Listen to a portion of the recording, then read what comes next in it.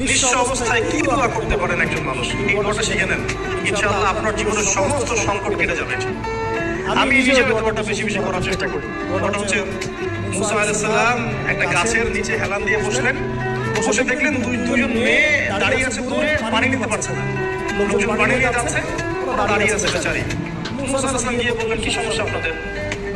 এটা নিয়ে আপনারা আবার মেয়েদের সাথে কথা বলার চেষ্টা করেন। তারা বললো যে আমাদের বাবা অনেক বৃদ্ধ মানুষ, আমরা পানি নিতে পারি না যতক্ষণ না আমাদের বাবা পানি নিয়ে চলে যায়।